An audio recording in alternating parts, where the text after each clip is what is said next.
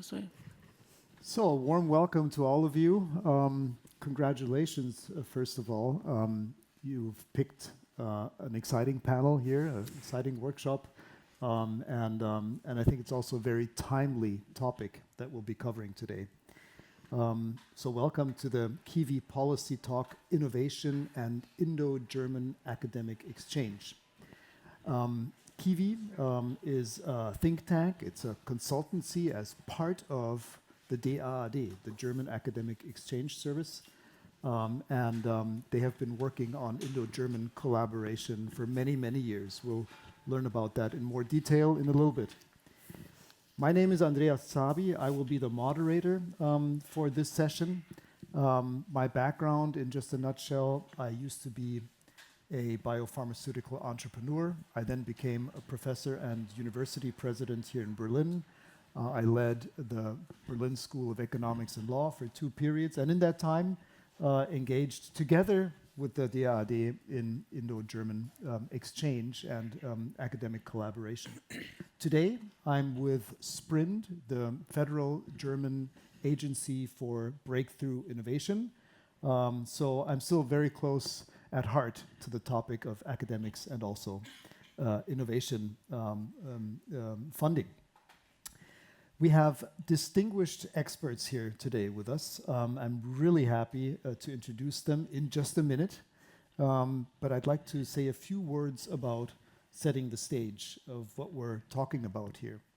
And the collaboration with India is really important in many dimensions, but of course innovation and technology is one of them. India is, as we all know, the most populous country in the world. It is bound to be the 3rd largest economy of the world in probably just a few years. And it also has the largest system of higher education in the world.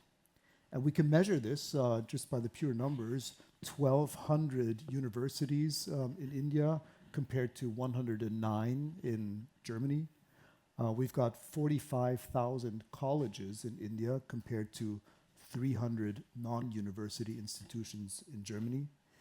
And we have 43 million students versus 3 million in Germany. So you can see there's some differences there.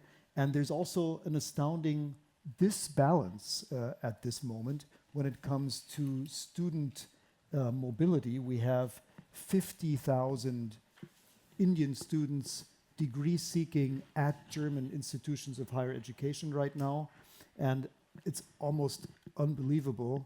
We have a much lower number of Germans seeking degrees in India, 37. Not 1,000, I'm talking 37. So there's a bit of a disbalance there.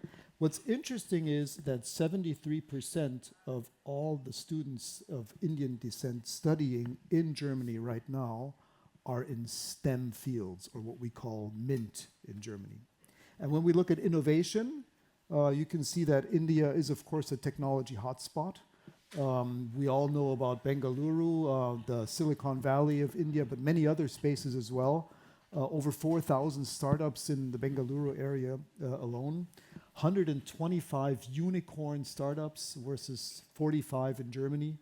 We've got 108 initial public offerings at the Indian Stock Exchange for tech companies in the last 6 months versus 3 in Germany. And we all know the tech giants in India, Tata Consulting, Infosys, and many others who are very successful in the world markets. So it comes as no surprise. Many German corporations are seeking India as well as a location for their innovation centers. Companies like Bosch, like Siemens, like Zeiss, also SAP have R&D operations in India. So I think that makes it very clear. This is a topic that is very important to the economy, but also very important to higher education. And so it's my pleasure to discuss this in more detail with our experts here at the panel. I'd like to start with Dr. Katja Lesch. She's the head of division for trans-regional scholarship programs at the DAAD in Bonn. But until just this year, she headed the regional office in New Delhi in India and has been instrumental in fostering the exchange between academic institutions for many years. I know this from personal experience when I was still university president. And she promotes partnerships, of course, between the higher education institutions on both sides. So thank you for joining the panel, Katja. Next, I'd like to introduce Professor Dr. Suman Chakraborty. Thanks for flying all the way over from India. Pleasure. He's the director of the Indian Institute of Technology, one of the esteemed IITs in Kharagpur. And he's also a renowned researcher in microfluidics and biomedical research and engineering. And he's also a fellow of the Indian National Science Academy and has received multiple awards for innovation. So thank you for joining. Pleasure. Also, I'd like to introduce Dr. Alexandra Gwynn-Petz. She is head of the Division for Technological Sovereignty and Innovation at the German Federal Ministry for Research, Technology and Space, known as the BMFTR. And she also had, prior to joining the ministry, extensive experience in science management and also in strategic research policy. Thanks for joining, Alexandra. Thank you.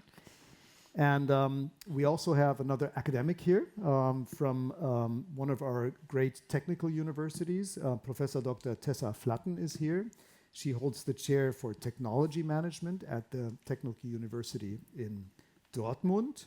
And her research focuses on innovation management, entrepreneurship, and international management, with a particular interest in how organizations foster creativity and knowledge transfer across borders.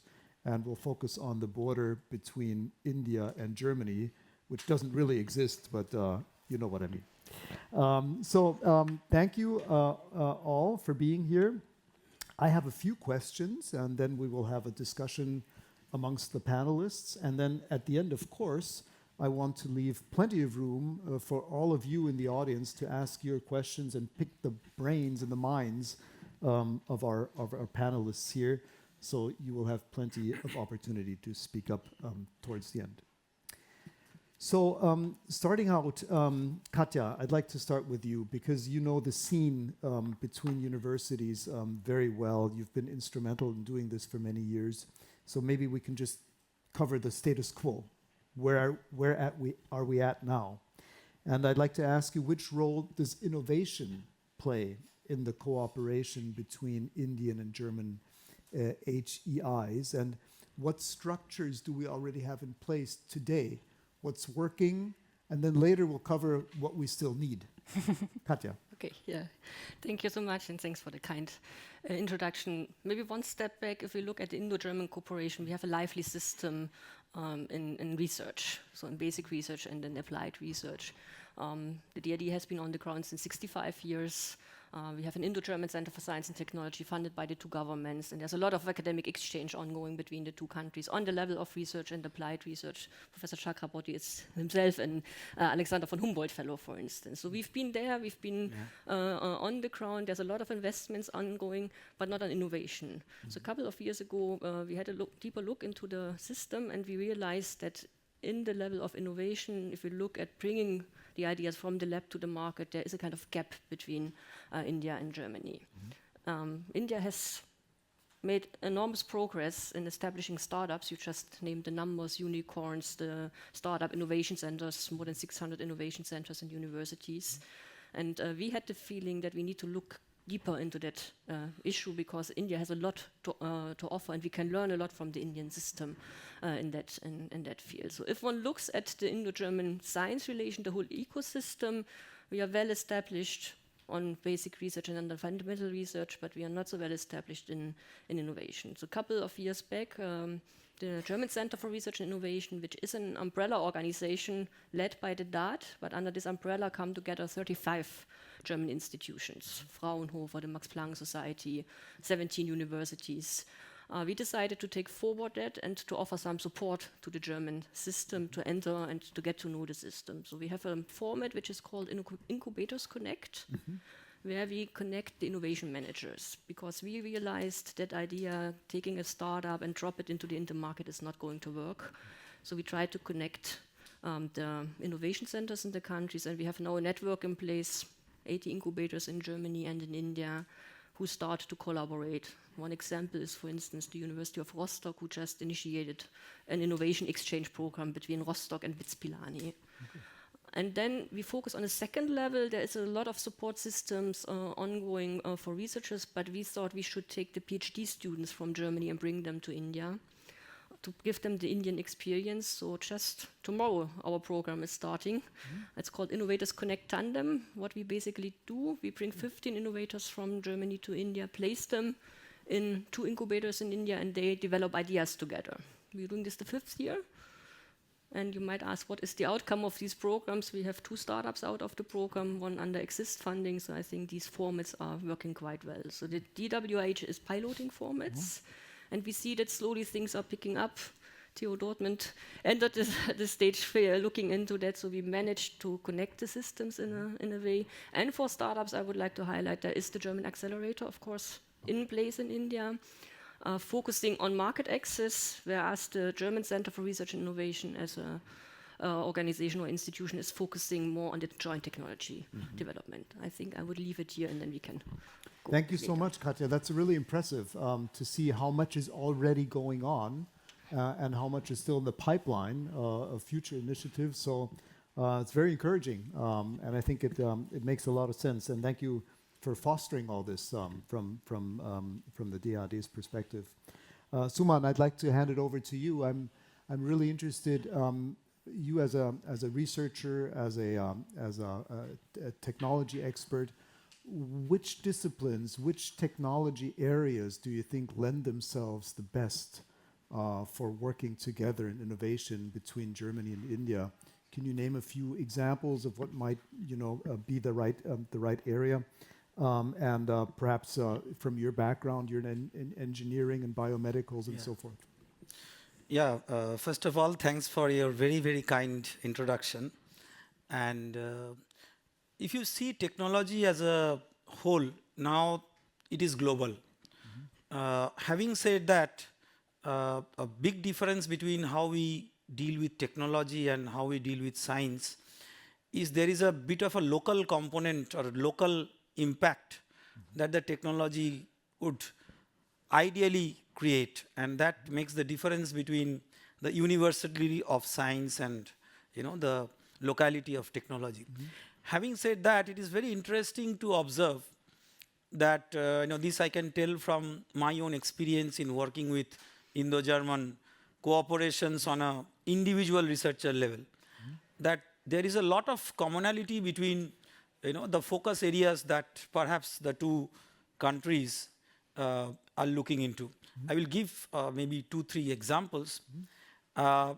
Energy and green hydrogen, clean energy, environment, sustainability, and smart and green infrastructure. So if we combine all these, and alongside we should also include water, because water is a major part of what we call as environment. So overall, if we connect these and consider as a central umbrella of research, this seems to be very important both for India and for Germany.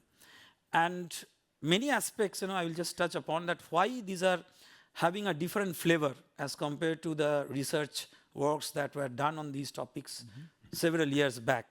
And to put that into perspective, I can give the second example, which belongs to my own area, that is technologies for healthcare and more affordable and accessible healthcare. Now, these are important for different contexts. Like India is hugely populated, but the healthcare access and affordability is very much skewed. And in Germany, because of the less population, one might require a lot of support from technologies, including AI and point-of-care technologies, to have the connectivity with the people who need the attention at that moment. So if we think about the perspective, maybe the reason is different, but the nature of the technology demand is very similar.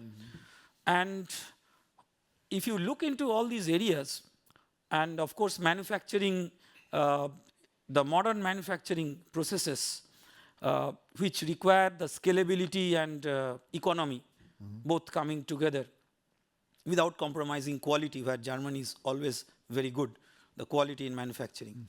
So I would say that if you look into these areas, you will find that these are all into the realm of what we call as convergence science or convergence technology. So it's not one area. For example, I have come from mechanical engineering and I am working in healthcare technology space, although I do not have any formal education in medicine. And this is very common nowadays, where the interdisciplinary teams are being formed across areas where you will have domain expertise in some verticals. They are converging, and there is a common horizontal, which is AI and data science. And that cuts across all these. So if you sum it up, I would say energy, environment, healthcare, sustainability, infrastructure, manufacturing, with them as verticals, and maybe AI and data science as the horizontal. And because of maybe different reasons, but the outcome is that I believe that these are important both for India and Germany at the moment. Absolutely. Thank you so much for highlighting these specific areas. We should dig into more detail in just a minute. I think what's also interesting is if we look at these fields, disciplines, AI, energy, water, sustainability, Tessa, and I'd like to pinpoint you here for this question, is what is it that we can learn from each other when we look at the institutions that are pursuing this? I mean, you're also at one of the prestigious technical universities here in Germany. So which opportunities come from collaborating along those lines in these disciplines? Yes, so first from the institutional side, we as TU Dortmund University, we work together in the University Alliance Ruhr, meaning together with Bochum and Duisburg-Essen. And we see that there is a lot of collaboration on the topic of startup, acceleration and entrepreneurship. So for example, the two excellent startup centers, World Factory and Center for Entrepreneurship and Transfer, and our lighthouse project, BRIC Startup Alliance, they are now receiving delegation visits from IIT Bombay, from their entrepreneurship centers, and they are currently planning projects how to better foster entrepreneurship and make our founders more international. And they are looking into the structures of their centers and our centers, and they have an exchange. But I'm pretty sure that Philippa Küng, she's the CEO of our BRIC Startup Alliance. She's talking on the panel later. She will elaborate more about this. But I would highlight that IIT Bombay is currently driving the Bharat Innovate initiative in India, where they screen all the startups across India, select the best startups, and then showcase them in Europe, starting in France next year. And I think this is a really interesting initiative to watch. On the topic side, as an entrepreneurship professor, we have decided to start joint PhD thesis. So we are kicking off a winter school in December, where we meet with the entrepreneurship school from IIT Bombay, and we would like to set up joint PhD thesis on the topic of research translation. So what can we learn from each other, how we translate fundamental research into real products. What are the measures and the structures that the Indian side does? What can we learn? And maybe what are we doing where the Indian side can learn? And we would like to take a very structured approach, map the different measures, and make it then empirically valuable. What really works, where are the success factors, and what can we translate into the German system? Yeah, fantastic. I like this idea of joint PhDs, really exciting. TU Dortmund is also very well known for its chemistry and natural sciences, apart from engineering. What are you doing in those fields? So our professors in biochemical engineering and in chemistry have a lot of collaborations as well with Indian institutions. They are often invited by the Indian government, for example, Tata Institute for Fundamental Research. They are very interesting collaborations. Now our ICT department is getting more and more interested and as well in collaborations with the Indian side. Great, great. So I'd like to move on to Alexandra Gwyn, you are representing the German government here. So you make it all happen, and you fund No, it. they do. And you, by funding, thank you for that. There's been quite some government support for Indo-German innovation collaboration in the past. I hope it continues on. And I'd like to know from you, what is the agenda from the German government perspective for academic collaboration? And are you targeting some specific fields of innovation? Mm-hmm.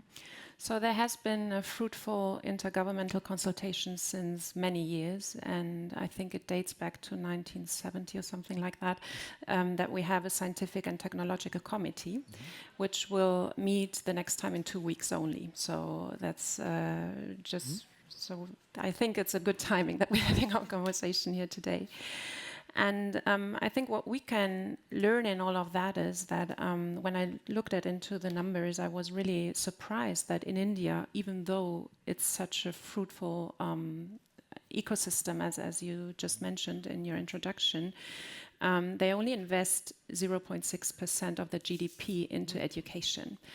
While we in Germany invest over 3%, which is still too low, but the interesting part is that although the investment is quite low, they still have the third largest startup ecosystem, which we don't have in the same amount. So what we really try to learn from the corporations is really on this technological side and in the startup field, what type of things work when you start to build up this startup ecosystem.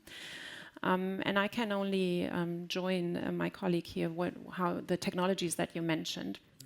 So they are very similar, and obvious. How could it be different to the technologies we just mentioned in our high-tech agenda Germany, which is clustered in 6 key technologies. And the very interesting part is when these technologies meet. So as you just said, AI and biotechnology, for example, or AI and quantum computing, or chips technology and manufacturing. So whenever the crossovers are there.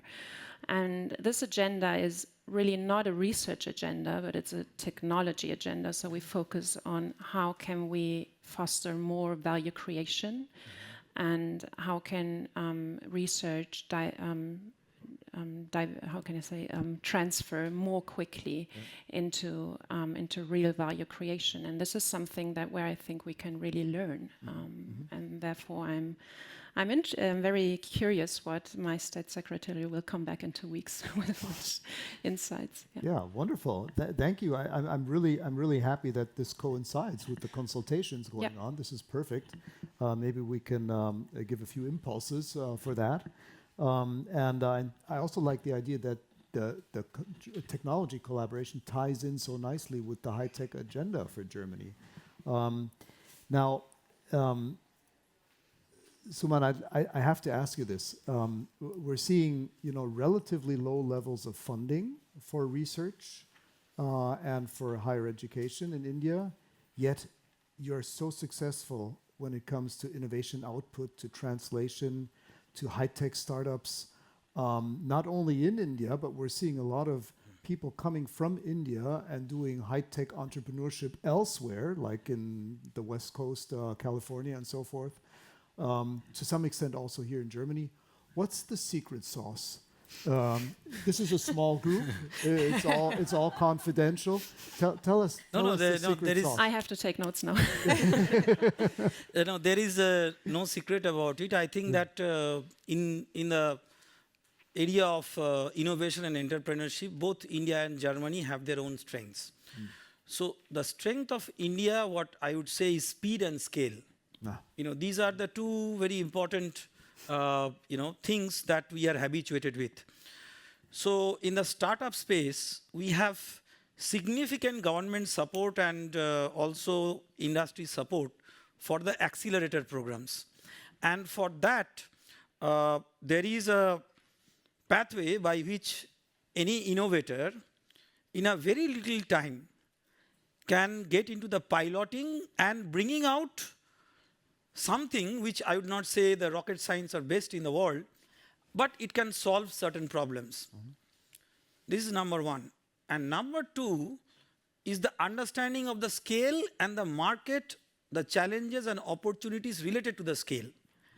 For example, if we think about manufacturing, now there are many products which require manufacturing on a very large scale, and they need to be sold at an affordable price. So the ecosystem for that is being very fast built up through the MSMEs, that is micro, small and medium scale enterprises, and the startups which are emerging from the academic institutes. So I would say that the scale and the speed and the very exclusive style of the market and its requirement is driving India to come up with certain pipeline of innovations, where innovations are coming to the reality of the market in a relatively quick time, much quicker than what it was quite some time back. Really helpful. Thank you. We'll keep it as a closed shop here. Tessa, I'm wondering, from your perspective in university management, as also a scholar of innovation management, can we, to some extent, copy the speed that the Indian institutions are showing? What can we do to become more agile? And what can we do to pump out the startups and give them the scale quickly? I think that's maybe where we're lacking still. Yes, so I think there the internationalization comes into play. As you mentioned, 37 German students are in India currently. The number is too low, and I love to take the spirit back from India to Germany. Every time I'm in India, I wish we could have this mindset, be hungry, be passionate about entrepreneurship. And I think it would really help to send out our students more to India, to have a really reciprocal exchange, because on the one hand, this would build India capabilities within our society, which in the future enables us to really have like negotiations on eye level, do project management on eye level, and have a better understanding for business. On the other hand, the German students can learn about the spirit and can bring that spirit back to Germany. And I would really love to see this. So we have an interdisciplinary entrepreneurship program at TU Dortmund. It's called the DAAD. We take in students from all 17 faculties, the best students. And these are the students we take to India for a short-term visit. So we will do it in December as well. They will meet students from IIT Bombay, but they will visit startups from India, drone startup, a sports startup, so to get a better impression about how do Indian students and founders think about entrepreneurship, and of course to educate them on the Indian market, because the German market is of course a rather small market compared to the Indian market, which is really huge, which is going to be the market of the future. So to enable them to have a perspective and to better assess the needs of these markets, we need to take them to India. Perfect. And I would say, can I add, of course, also vice versa, because as you said, we have, 43 million students in India and only 50,000 here in Germany. So I really want to say welcome to them, and please choose also Germany as a spot for your education, yeah. Absolutely, especially if they're all in STEM fields, which is what we need, right? So Exactly. I think this is really encouraging, and we already have one learning. We've got to copy and import the mindset that we're seeing in India. And hopefully there will be some impulses going the other direction as well. We'll talk about that in a minute, but Katja, I'd like to ask you, what are the obstacles we're seeing? I mean, all these ideas of how we could collaborate even more closely, they're there, and to some extent we're already realizing them, but what's the next big step, and how can we overcome potential hurdles? I would maybe name three obstacles I see, very briefly. I think we are on a mission here to promote India. I think we have to promote India in Germany. We have to make the system obvious to people, to researchers, because there's still this imbalance. Yeah. And we have to bring more Germans to India to build India expertise. Not just in South Asian studies or Indology, but we need engineers, lawyers, economists to come to India, and we need to balance that We need to foster that, and we need to create channels there. So you cannot just send in German students into the big system. So we need to build new programs where we take them on the hand and then bring them to India. That would be my first point. My second point is, if we look at the German science system in India, we are really segregated. Because we all have our offices, we all going to the Indian government in different levels. There's the German Research Foundation, there's DAAD, there's Alexander von Humboldt, and so on. No, Switzerland is performing much better because they do everything in one hand. They're reaching out to the government, and the Indian government sometimes has the impression Germany is not doing much. We're investing a lot, but it's not visible. We try to bring people together under the roof of the German Center for Research and Innovation, but we need this to do more strategically and to reach out to the Indian government. And I think the third thing is we should not look at India as a developing country. It's a partner on eye level. There's a lot of funds available in India. They just announced, I think yesterday, announced a 1 billion euro funding for research and industry. And I think we need to talk more, to bring them on one table. And I would like to add to Shumon flexibility. My experience working 6 years in the Indo-German corridor is India is really pushing things. It's fast. Yeah. We love to work steadily towards a goal, but very, very often we are too slow. And then other countries are jumping into the offer. So we need to be more agile, more flexible, and we need to bring new programs on the run, where we help the Germans to navigate the way through India, but also the Indians to navigate the Germans through the system. All right. Well, thank you, Katja. These are 3 very concrete measures that we can take to overcome these hurdles that we're facing. So thank you for that. I think we can achieve this with a joint effort. I'm really interested in what you guys. I'll open it up to all of you. What you guys think are the next steps? How we can achieve this? I mean, I have experienced it myself. If you go and visit Indian institutions of higher education, a university or what be it, and you realize that in the past 3 months before your visit, there have been 6 other German delegations already there. And I think this aspect of coordination makes a lot of sense. You mentioned the Swiss example. Perhaps we can develop some ideas of how we can coordinate this approach towards India in a better way. Any ideas that you guys might have? I mean, I really like the aspect of joining forces because, first of all, it makes you quicker, obviously, and you can learn from each other, from the different programs, what does work and what doesn't. I think that the state of Bavaria is coordinating within Bavaria their activities. I mean, that's just one state out of 16, but a benchmark maybe for the national system. So this is one thing, and the other thing is also maybe we should get better in communicating what we already have. So, for example, the Global Mind Initiative, where we try to attract at least 1,000 talents. Is something that we try to really promote, and maybe we need to be sometimes a bit better also in showcasing and marketing our communication. So I would say it's both internal and also external. Yeah. I would like to add something. I just was in the German Innovation Corridor, which was in Berlin a couple of weeks ago. So we need some action. So I've seen thousands of delegations coming in also lately. I think. So India is on the map, also political, but it's just delegations coming in and nothing happens after these delegations. Right.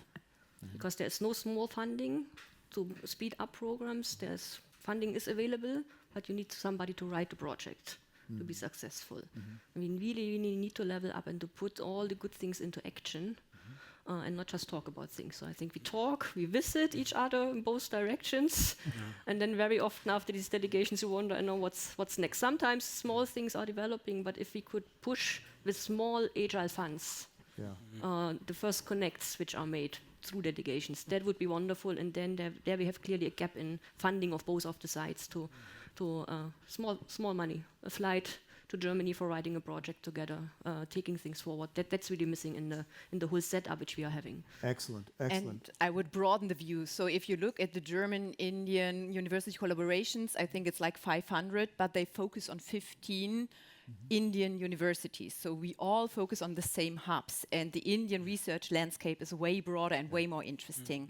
So to appreciate this diversity more and go to other places, other universities, I think that is a great opportunity right now. Perfect. We're taking notes here. This is so concrete. I like these I recommendations. can add something. So if you see the India, Germany, all the collaborations going on, and in the research domain, they are mostly targeting the lab research. I mean, the exchange programs, faculty, student, etc. So if you are thinking of innovation coming into the commercial space, it is missing that lab to market the overall. You have on the other side only the innovation entrepreneurship that is being focused, but that is missing that deep tech which is coming from the lab. So what I would imagine would be a great success if you have this end-to-end pipeline, this entire this lab to lab innovation to commercialization, coming through an Indo-German Center of Excellence on innovation and entrepreneurship. IIT Kharagpur has now reached 75 years. So as the director, I have offered one possibility to open up an Indo-German Center of Excellence on Innovation and Entrepreneurship at our research park, which is located at Kolkata, a new facility with the support of the governments, the two governments, and other important startup ecosystem members. And I think the mandate can be clear, that is to utilize some of the great expertise in deep tech which is already existing in Germany, with the understanding of how to work at scale and at speed with the market sensitivity of India, and work together to come up with joint innovation and entrepreneurship platforms. And I think if we can do that, it will take the current Indo-German exchange programs to a new level. And it's not difficult, what she was saying, that you can utilize small funds which are already available, say Spark as a program we have. Now, we can easily support these visits of experts from Germany through the Spark program. And if we can add on the top of that some of the German funds for innovation and entrepreneurship and make a package, it will build up a very successful program, I think. Amazing, amazing. Thank you so much for this proposal. I think we'll take it up. Can I add that? Because I like the spirit that you said, we call it from lab to fab. And if you look at the high-tech agenda Germany, you see that wording on every second page, more or less. So if we could take maybe the spirit in whatever we're doing, and also in when we create these programs of exchange, then I think we have a good orientation, Yeah, absolutely. So we already have agreement across the panel. Wonderful. Let's do it. Let's not waste time. I think this is the way forward. What I'd like to do now is I'd like to open it up to all of you, the entire audience. If you have any questions to our panelists, please go ahead. There will be microphones available. We need those, of course, because we're streaming. There's a question back there, please. And anybody else, so we can get in the microphones into the right position. There's a number 2.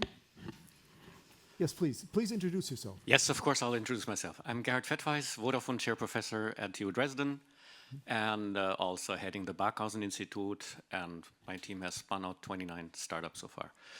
So my question, more to the German side than to the Indian side. I'll fly to Bangalore tomorrow. What I see is Germany is focused on old tech. Yes, we are stuck in World War II. We still think mechanical engineering, physics, chemistry, material sciences are important. If I look at my dear friends at IIT, IIT Madras, IIT Kharagpur, IIT Jaipur, whatever, they're all focused on ICT, information communication technologies. And if I look at the big 7 companies, Microsoft, NVIDIA, Google, you name it, you got it. They're all founded by computer scientists or EE.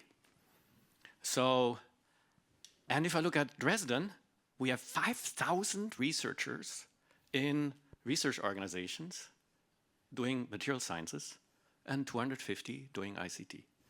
So I think we're just funneling the people in the wrong direction. And I would like to get sort of your Indian perspective of that, because if I look at the IIT landscape, it's all very heavily focused on ICT, the future topics, the things that really make the 100 or $1,000 billion companies, and not this old school kind of stuff that Germany is focusing on. Right. Okay, wow, yeah, that's a big challenge. The mid-technology trap you're referring to, also in academia. Suman, do you have a take on this? I think we should respect both the aspects. That is, the deep science always drives certain innovations, and sometimes in a very loose way we say that if a car doesn't have an engine, can AI drive a car? So the question is, someone has to do the hard work of learning how the engine works. So what IITs are doing, and I think it's a right way forward, is to create a balance between the physical technology and the AI, and that we call as AI for cyber physical systems. So you have a physical technology which may not also be a physical technology. It could be medicine, it could be law, any other core area of expertise. And AI and data science is working horizontally along with that to come up with the product of the present and the future. I can give one example because of the interest of time: medical imaging. Now, medical imaging, if you look into the great machines, and some of the German companies are the greatest among these. So these machines are very expensive. Now, if you want to have medical imaging at low-cost machines, it will lose resolution. So to bring back that accuracy, you need that deep learning, that AI that gets into that. So where you have a core technology component and the data science component merging together to come up with the solution of the future. And I think that is where the entire advancement of the next gen technology lies. Perfect example. Thank you so much. How this can Can go I hand add in on hand. this? I would really like Yes. to add, Indian research is not just 23 IITs. Yes. If you focus on 23 IITs, you focus on 200,000 students out of 43 million. Yeah, it's broader. So we have a lot of hands showing up now. Number 2, please. Hi, my name is Yashi. I'm a researcher at Max Planck Institute for Dynamics and Self-Organization in Göttingen. Thank you so much for the talk. It was really nice. One thing that I really want to emphasize and sort of appreciate is the fact that I think a lot of these outreach programs like DAAD don't get as much visibility in universities outside the top 15, yeah, as you kind of say. So my question is sort of, what are you planning to increase more promotionals or increase more outreach where you can tell the students sort of what these programs look for early on so that they can start building their profiles and sort of start to look into projects that actually go into these applications. Is there something going on behind the stage for that? Katja. I think that's the question to that. So we are running 250 information sessions a year. We do a lot of things online to give access to the students from all the country, not just focusing, because if you go to university, you have to reach out to. What we've did lately is we had a look where our applicants are coming for the scholarship program, so where we have a good outreach, and then we had a look at the 150 universities in the NIF ranking, the top 150. Now we re-strategizing since 2 years our outreach to target and to go to these pockets, which are not so well known, to tap the talent over there. And we had a big session on 30th of September with all the supporter institutions, all the 34 German institutions, an online platform where 1,500 people were from all over the country focusing on that. So we do it online because with a 15-people team, covering India is a bit of a challenge. But we see that we have to level up, and we have to strategically go to the good pockets, to the good places, which we have not been covering yet. And we are also in talk with the other institutions. So what happens is if the German Research Foundation plans a visit somewhere, we normally join hands and go together. So we are in talks about that. But it's really, really challenging to cover the system in a way. Also given the fact that unfortunately, most of the Indian students still turn to agents. And I think one of our biggest mission is to tell them, don't go to agents, don't waste your money, take the money, come to Germany, here find good education. I really would like to highlight that here. And this is one of our core missions at the moment, to tell the students, go away with working with agents, don't waste your 15,000 euros, take that money, come to Germany. Excellent. Yes, and in excellent addition, advice. may I add that the universities who are members of Katja's network, like TU Dortmund University, we just hired an in-country representative who is now in Germany, and she's talking to all of our English-taught master people, learns what we have as requirements, and then she goes back to India, to the places beyond those 15 universities, and talks about our programs and what are the possibilities. Perfect. Yeah, that's very good advice. And I know that the federal government is also streamlining the process for the visa issues at the embassies and so forth. Yeah, which is currently really a hurdle for the students. But I know they're working on it, especially with the Foreign Service, and I think this can be handled. So we have 4 more minutes, maybe time enough for 2 more questions. We'll take one right there. And Oliver Günther, please. Thank you very much. Jakob Lindenthal, I'm from TU Dresden, and I was a scholar at IIT Madras, and I'm on the board of Indo-German DAAD alumni organization. So this topic is right to my heart. But I want to add a little bit of water to the wine. And my question is, education, well, as I experienced it, is still not very equitable. And if you say pockets of talent, that's kind of getting the cream, the top-notch people here. How can we ensure that when DAAD funds something, and that maybe goes to the Indian side, the Indian economy, from my experience, is still often a crony economy where national champions are powered, like the Tata Corporation, and the economic dynamics have been very poor when you look at the widespread average in the country over the past years. How can we make both economic growth, innovation, but also the way we fund this, maybe from Germany, or we build cooperation and we support Indians coming to Germany? How can we make it more equitable on both sides? All right, thank you. So maybe scholarships are one of the approaches for this? I'm not sure. I mean, we as DAAD looking into diversity criteria in the scholarships. Of course, academic excellence remains the core definition, but we have new systems in place in the background where we look at these issues. But I think really we have to widen our perspective in India. So to see where it's difficult to navigate 43 million students and more than 1,000 research institutions. And I think our task as DAAD and the institutions who are on the ground to give guidance, to say where are the good pockets beyond the 15 institutions we are currently working, or most German institutions are working with. All right. Thank you. And I think we should foster collaborations on, for example, we have one collaboration on social innovation, which is very important for us, but as well from the Indian side, where the TIS is collaborating with us. And we try to engage in NGO work. So just as one university, but if everybody approaches this with that mindset, I think that would definitely help and give us a little bit of feeling about the situation there. Thank you. Thank you for that. We have 2 minutes left. We can take one more quick question and quick answer. Oliver Günther, please. Yeah, I'm Oliver Günther. I'm president of the University of Potsdam. So wonderful ideas that you presented. One more thing that we have been in Potsdam cooperating with a number of Indian universities, especially IIT Roorkee, and we've been thinking together with Roorkee how we can broaden our impact, how we can do more things together. And this led to a state partnership between Uttarakhand and Brandenburg. And that is something I would like to recommend. I think we have only 2 state partnerships right now. Bavaria has one, with whom I forgot. And now there's ours, Brandenburg, Uttarakhand. Because once you cooperate at the state level, you have political support and you go beyond the ivory tower. You meet other representatives from politics, industry, other universities. So strongly recommended to work at the state level together. Excellent. Thank you. This is hands-on advice from Brandenburg, and I think we can multiply this at least 16 times all over Germany, and maybe also at the federal level. That would be wonderful. Any comments on this type of state initiatives? Well, I think what we heard from the questions is that really joining forces is helpful for the cooperation internally, but also for more visibility.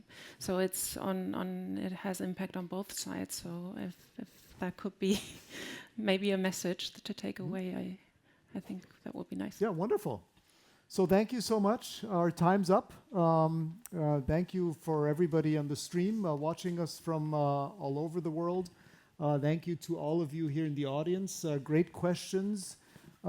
Please spread the word about Indo-German collaboration academically and also with a goal towards innovation. And of course, big thank you to our panelists for sharing your expertise, but not only telling us about what's going on right now, but also giving us a glimpse into the future and what we can improve. I think it has become very clear that there is a lot of potential in this type of cooperation. Thanks to all of you.